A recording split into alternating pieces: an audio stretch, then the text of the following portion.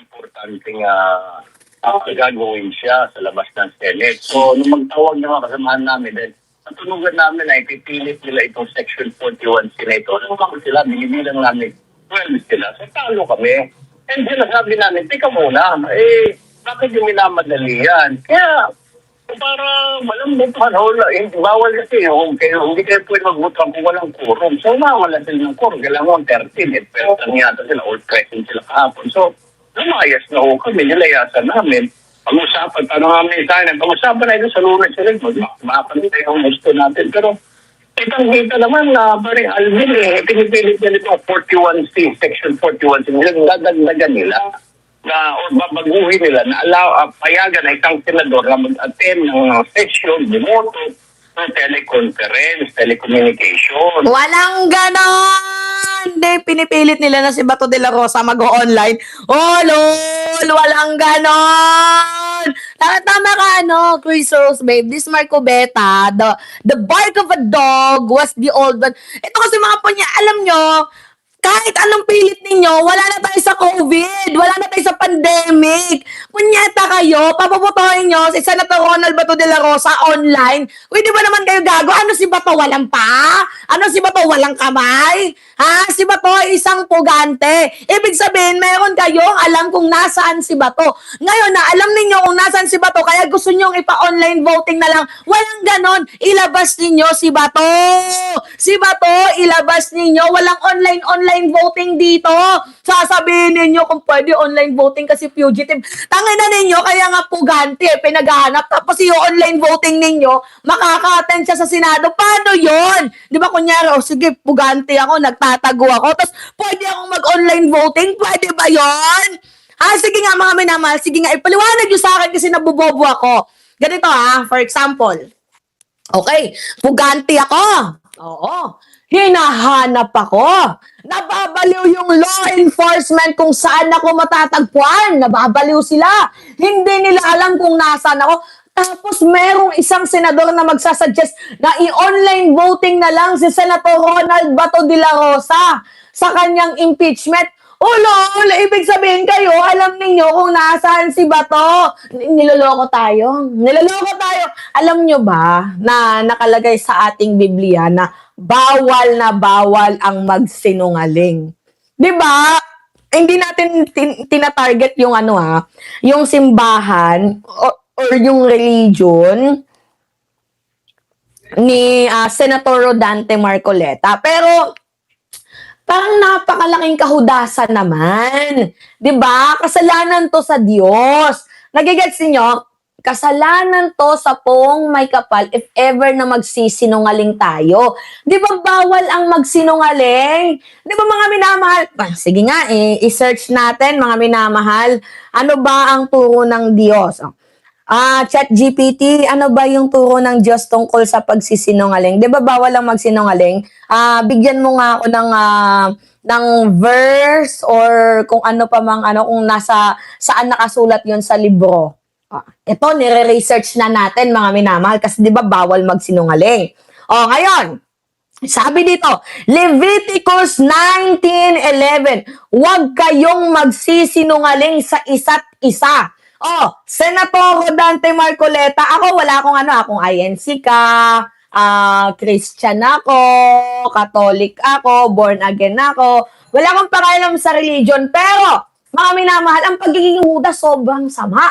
Nakalagay dito sa ating Biblia, nakalagay sa 10 utos, Exodus 20:16. Huwag kang sasaksi ng kasinungalingan laban sa iyong kapwa. Nakalagay dito, mga minamahal. Meron din sa New Testament. Makinig kayo kasi tayo dito kailangan natin kahit paano magbigay ng pangaral. 'Di ba? Kasi merong isang senador na talagang siya nga yung nagre-representa ng isang napakalaking relihiyon, pero Judas. 'Di ba? Ito, tingnan ninyo.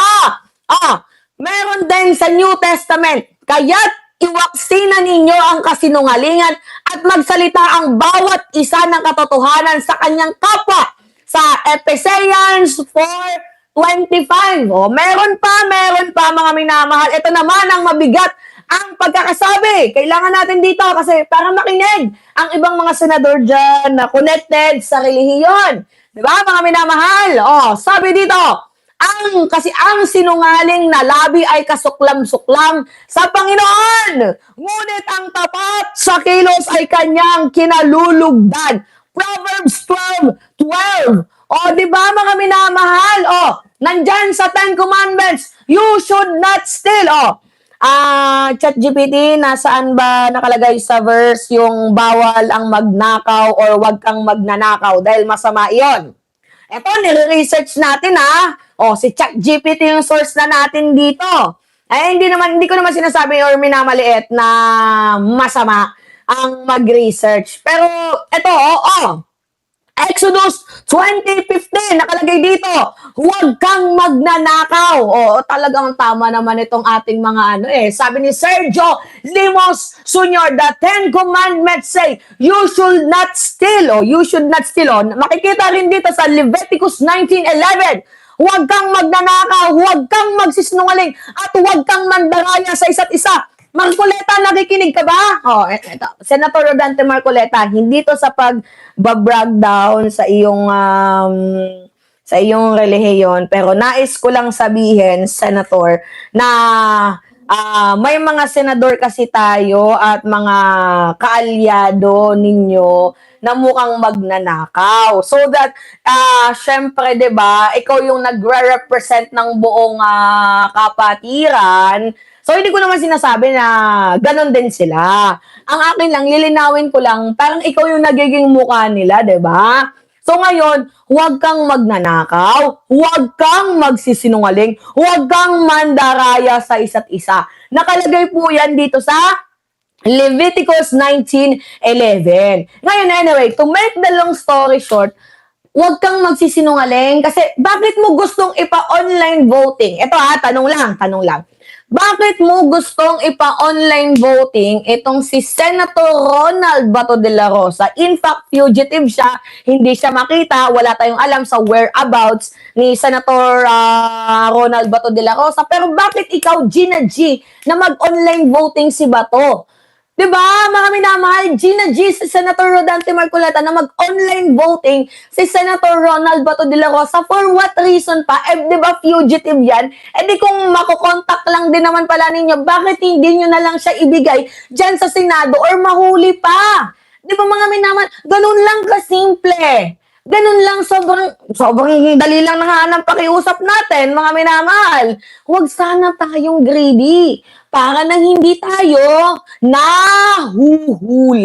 Kasi gusto nilang palabasin na okay, online voting na lang yan. Pugante yan Ano pinipilit ninyo na si Bato online voting? Ano yan, may sakit?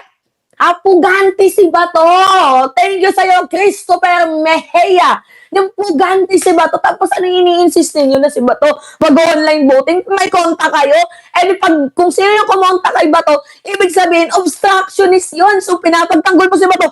Ikaw ba isang obstructionist? Tanong lamang po. Kung si Robin Padilla nga, itinakas niya, ikaw naman yung magkocontact. Kung sa bagay, nasabi din naman noon ni Bato na si Cayetano yung kumontak sa kanya. So ngayon, magtuturuan kayo, sino yung kumontak dyan? Tapos pag tinanong, wala kaming alam. Walang ganon. Huwag nyo kaming nilalakan. Nanggigigil kami sa inyo. Nanggigigil kami. Punyemas.